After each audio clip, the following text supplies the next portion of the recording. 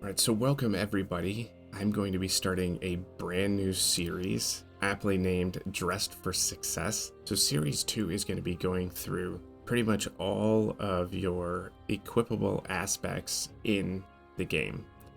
So we're going to be going from everything from weapons all the way down to the necklaces that you are wearing.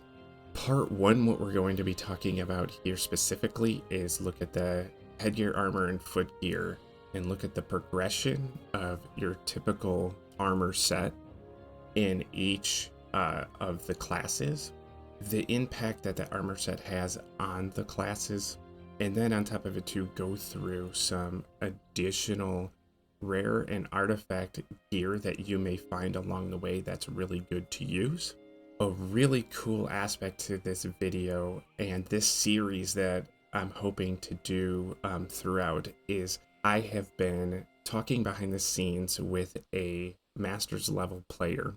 The individual's screen name is Sheldon1994. For those of you who are watching this on Twitch, you can hit !Sheldon and it'll give you both his Twitch handle and his master guide on Wiki. And that guide gives a very detailed breakdown of kind of the best way to approach playing the game from a master's level. What he has done is helped provide, like in this presentation, a part of some gear that he feels is really good throughout the game. He's even got a special class that goes off of what I would say is the traditional classes, which would be something I'm going to discuss quickly as part of the DLC, and I'm going to be adding that into future videos. So right off the start, we are going to be going through the intelligence class. As you can see, you start off with the scholar's cap, the apprentice cap, then mage, wizard, and mystic combination. Now what I'm going to be doing is just highlighting what I would say is the end pieces, just to kind of show why those pieces match up well with the particular classes that we're going through. So for the intelligence hero, what the mystic lineup does is it gets you to the point of where you'll have plus 15 intelligence, a really high amount of resistance, a couple additional max focus. Also, the headgear and the armor give you confuse and curse immunity, which those are two actually really good immunities. But the one thing to consider as you're playing the game is that this particular hero will end up having very low armor. Now, when I talk about cons that they have low armor, it doesn't mean necessarily that you would swap something out so you can get higher armor. It's just something to think about as you're progressing through the game. So as you go up against someone that does a lot of physical damage, you're going to want to protect this hero more or try to find a way to avoid being hit from enemies that do high physical damage, and you could not be so scared if you're going up against enemies that do high magical damage. Now, the one thing as you play the game is you'll realize that you don't always end up finding the gear right away that you're looking for that you can plug in to the 4 different heroes. So like any of the headgear that is for the intelligence hero is really good just kind of across the board. What do I mean by that is being able to just like plug it in, let's say on the awareness hero, because they don't have you don't have that particular headgear right away, is it's nice to have that confuse immunity. You'll gain some additional focus points, and it'll also give you resistance too. For some substitutes for the intelligence hero that you may come across as you're going throughout the game, there wasn't a ton of really good stuff to swap out for the intelligence hero, but if you do come across the Pharaoh Mage hat very, very early in the game, it gives you some armor, some resistance, and the nice thing is it gives your team some party resistance. And the shock immunity is a very nice little immunity to have on if you don't end up finding one of your hats very early on in the game. So I would only like maybe swap out the scholar's cap, but by the time you get to the apprentice cap, I would actually then go back to swapping out to your regular gear. The Lich Crown, though, if you get your hands on that particular item, I would sub that out for your Scholar's Cap, your Apprentice Cap, and your Mage Cap. You get to a certain point, like around the Wizard's Hat, to where I would probably get rid of the Lich Crown. The nice thing is you can get 5 intelligence with the Lich Crown, but I don't believe like the XP multiplier is really a big deal near the end of the game, and 2 attack damage is nice at the very beginning of the game, but isn't really a big deal for 2 additional attack damage at the very end of the game. So you're much better off having Mystic Wrap to give yourself the curse immunity, which is really nice. For Sheldon's Master Highlight, this is actually a very specific in-game hat to use, and what you want to be doing is likely keeping this in your inventory, and it's the Volcano hat. This hat paired with the Volcanic Tomb, and we'll get into weapons further on down in the series, what it does is it helps you against the Fire Priestess camps and the Ice Revenant. Also, this hat's actually a nice hat to have, what I would say early on in the game, probably going through like the Scholar cap and the Apprentice cap, because it is nice to give your team some party resistance and some magic damage. But the issue is because it doesn't give you any kind of boost with the intelligence stat, eventually you will want to wear the Mystic Wrap at the end of the game, but you want to hold on to this particular hat going to the Fire Priestess camps and the Ice Revenant. The Strength Hero. You start off with the Kettle Hem. What's weird is a lot of the names for these particular ones are very disjointed. You have the Round Helm, then you have the Visored Helm, the Great Helm, and the Royal Helm. So the main highlight is the Royal Armor set. What the Royal Armor set does is it gives your Strength Hero 15 strength, gives you a high amount of armor, and stun immunity. The cons to this particular set is it gives you a slow amount of resistance, and your boots decreases your speed. One thing that I did not talk about with the Intelligence Hero that I should probably mention here, I don't put cons for the intelligence being decreased, because if you're trying to build up your strength, you're not really worried about the intelligence decreasing. And same thing with the Intelligence Hero, it decreases your strength. I don't consider that as a con, because it really doesn't have an impact with how you're building your hero.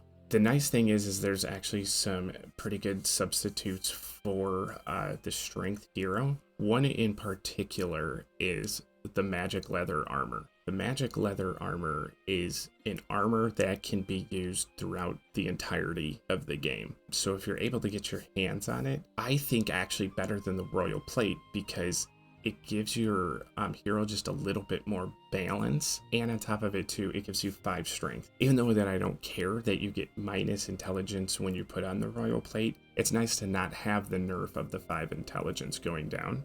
For the one thing that I dislike about the Strength Hero is the fact that the boots are so taxing on the speed of the hero when the hero has already got pretty low speed. So the Inferno Greaves is a really good replacement for those boots, and what it does is it gives you +3 armor, +3 resistance, gives you some damage reflection, but it also increases your attack damage and your critical chance. Now you can put the Inferno Greaves on for the duration of the game to pay attention to how you're building out your character. So if you're using two-handed weapons with some decrease in accuracy with some of its special abilities, you may not want to use this boot replacement, but if you're using single-handed weapons to where you can probably take a little bit more hit on your strength, I would definitely think of doing these. But with that said, Boots of Might are probably the best replacement for the boots for the entire game. So this is Sheldon's highlight. Number 1, it gives you +4 strength, is you can only max it out at 5 with the other boots that you have in your class. You have no speed reduction, and that's the biggest deal right there. On top of it too, you get a really good damage boost. 4 extra physical damage is quite a bit of damage, especially at the beginning of the game. What a lot of people don't realize is that your armor and resistance doesn't become such a big deal at the latter stages of the game. The enemies that you're going up against do such large amount of damage that small amount of armor and resistance mitigation isn't really a big deal at the end game. Now for the Talent Hero. Starts off with Feathered Hat and then goes the Fancy, Performers, Jesters, and then Dream set. The Dream set gives you 15 talent. It has a really, really good balance of resistance and armor. You do gain 1 additional max focus, and then you also do gain 15 luck. The good thing is with the Talent Hero set, Here, you don't really have any negative aspects. What are some good swap outs for when you have certain rare and artifact items?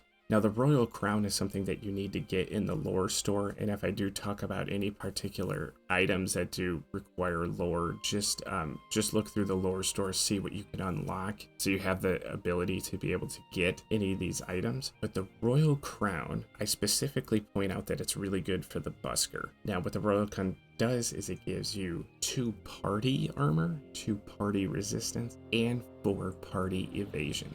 It's a very good support headgear for your entire team. On top of it too, it gives you scare immunity, and then there's 2 passive skills. There's encourage and inspire. The reason why I say it's good with the busker is that the minstrel already has encourage and inspire. So it's a very redundant headgear to wear, but it's really, really good for the busker because you get a ton of skills all together with the busker. So if you can find that with the busker, that'd be great. For the Thieves armor, this is a good replacement throughout the entire game. And what I mean by that is I would keep this on even in lieu of Dreamcoat. And the reason for that is I don't really care that you're sacrificing the 5 luck from the Dreamcoat to the Thieves armor. The Thieves armor gives you the 5 talent that you're looking for. Now, it does sacrifice some armor resistance, but at endgame, that's not really a big deal. The cool part about this is it gives you plus 10 evasion. The Thieves armor, I would 100% swap out if you can get your hands on it and wear that for the entire duration.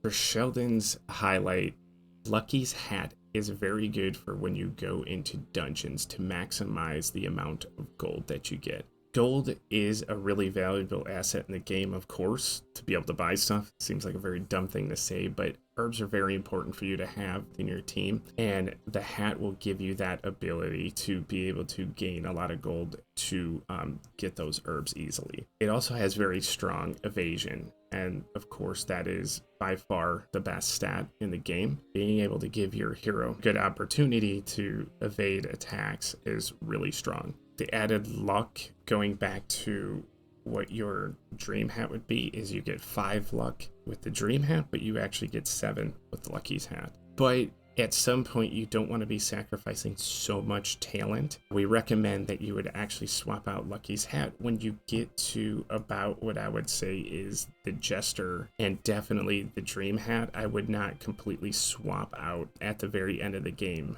for your last 2 hats. If I look a little different on the YouTube video right now, it's because my son abruptly ended the stream by waking up out of nowhere. I've had to do this in 2 separate cuts, and of course this is why this video is taking a little bit longer than usual with the change in setup, and then my son's sleeping schedule kind of throwing my own schedule out of whack, so I apologize for the delay.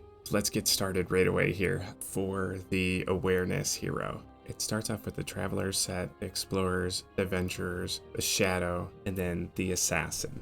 So the Assassin set is it gives you 15 awareness, and then the big bonus is 20 evasion along with 5 additional speed. And then a couple other bonuses you get is Elite Ambush, Sneak, and Flee. The one thing I'm just never going to be able to get this video done. So my cat Max decided to join the stream. Alright, so then one of the cons with this particular armor set is the low balance between armor and resistance.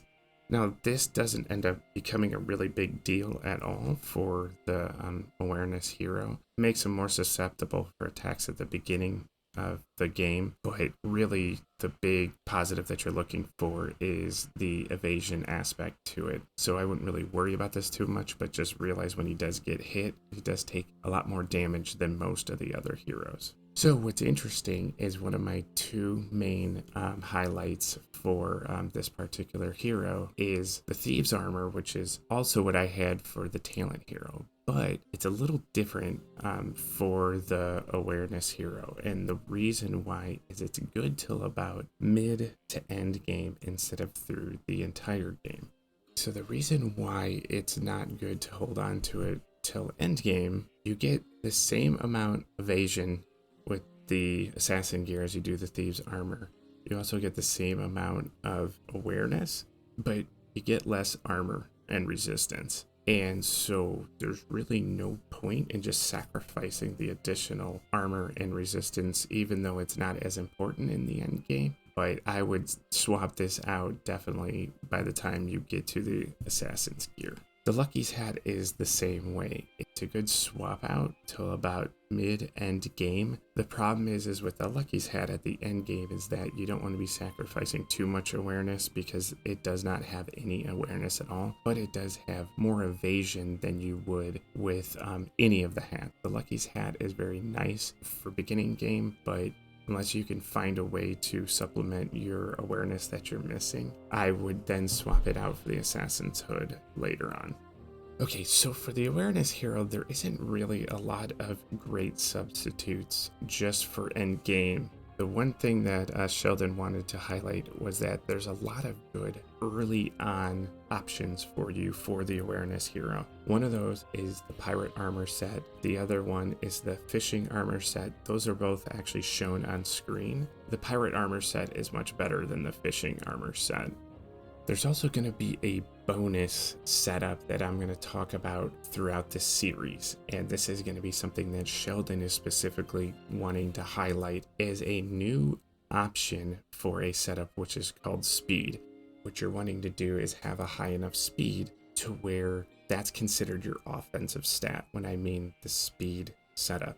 There are speed weapons in the game, of course, and with the new DLC, there are additional armor sets that have come out that actually do have a high impact on what would be is the new speed setup. And as we kind of build out for your necklaces, your shields, your weapons, what we're going to do is we're actually going to fill that out for the speed slot as well too. If you are watching this on YouTube, please leave comments below. Let me know if this new style was better. What was it that you would like to change? Because I'm going to keep refining my process. And so any comments about what you guys liked or disliked would be greatly appreciated.